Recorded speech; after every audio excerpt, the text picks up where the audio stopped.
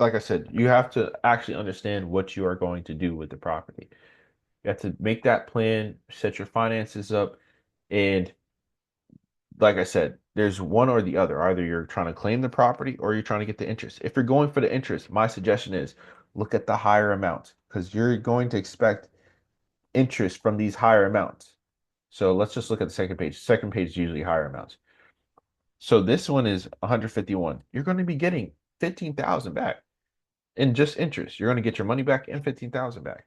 And if these people are actually making their payments, then you don't have to worry about that. And on top of that, if someone has to break down 15,000, let's just say 10,000, right? 10,000, if I pull out the calculator, 10,000 divided by 6 because you have to make 6 payments. That's 1,666. That's almost a mortgage. I mean, that's like half of a mortgage payment. You're close to being a mortgage payment. Someone might not be able to make those payments every 2 or however many years. And whatever you negotiate, they also have to maybe pay a month or semi-annually as well, or quarterly, whatever you decide, that are the actual principal payments as well. So that's something that um, you have to look into as well. And you can just claim it based off of that too. If you make it too hard for them to actually pay it, which I don't necessarily suggest because I mean it depends on what you're really trying to do. But either way, um, also keep in mind that you can't claim it if they miss a principal payment, then you can't necessarily go after them for it because in the end they still have until year three to make a lump sum payment.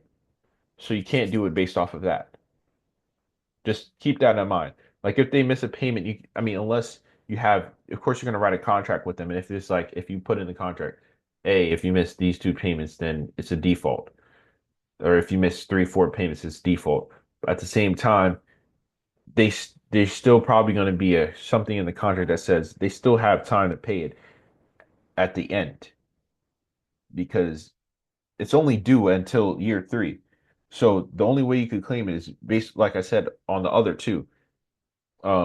If you wanted to do it earlier, which is the interest payment, they missed two of those, or they missed the year of the actual tax payment, right? So now that I explained that, I'm going to tell you why you should participate. This is a great opportunity for you to learn about a different way to claim a property. And like I said, although it's a needle in a haystack, if you learn and you go to these are monthly, by the way. So you go to these monthly, you might find an opportunity that you never expect.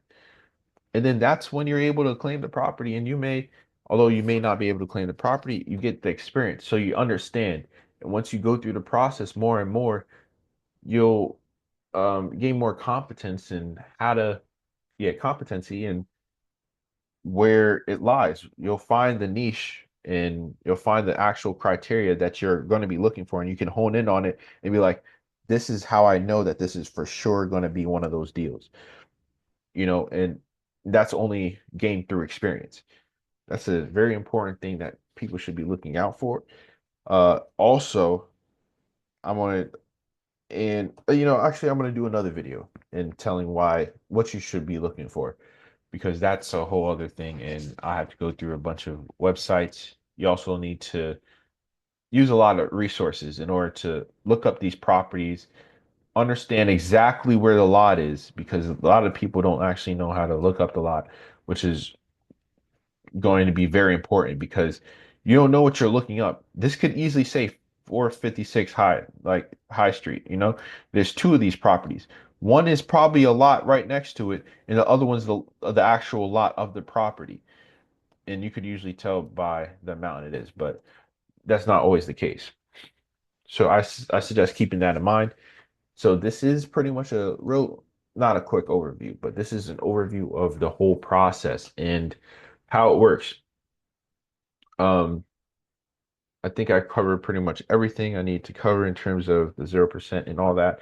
And also, like I said, is this a get rich quick? Here, there's a possibility. But like I said, needle in a haystack, you need to do the research. You have to also understand that just because you got the just because you have claim to the property and you're number one in line, does not mean you're going to write out just get the property every single time. This is, you have to be knowledgeable about what you want to do and what you're going for. So it's not something that's just easy as, oh, zero, 0% right off the bat. And now if you're stuck with the property, you're just going to get your money back over an amount of years, especially if it's something for like 1,400. Then they're not really, they have the chance to pay it all the way back, and then they could just keep on paying their taxes and then pay you 1,000 at the end of 3 years or something.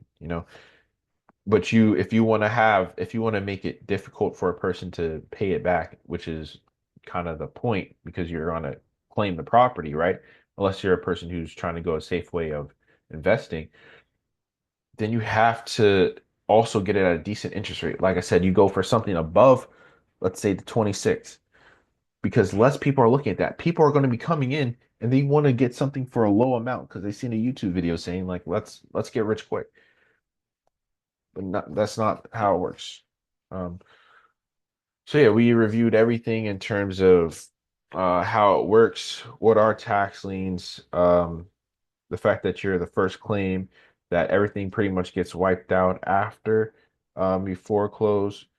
Uh, like I said, this is the tax lien, not a tax deed. Those are two different things. One is actually having uh ownership. The other one is having a right to claim the the property, or a right to claim the expense that was incurred through their lack of payment, let's just say. And we also reviewed, let's say, the process of how it works in Mount Vernon and how you actually pay for it.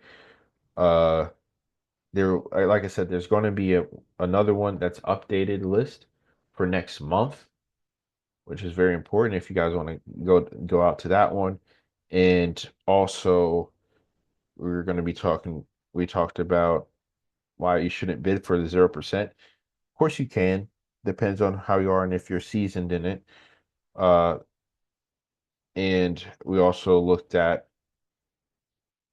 what to what to look for. There's certain criteria. Like I said, we could do another video on that. But either way, this is pretty much the whole video. Like, comment, subscribe if you want more videos like this. I can go more in depth on the actual criteria to look for. Uh, and you know exactly how the experience is going to be sometimes.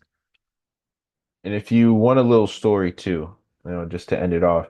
So when I was there, there's a lot of people who, it's always good to come informed, because first off, you don't want to be that person who's just, if they're bidding down to 10%, 9, 8, and then you're saying like 9.15.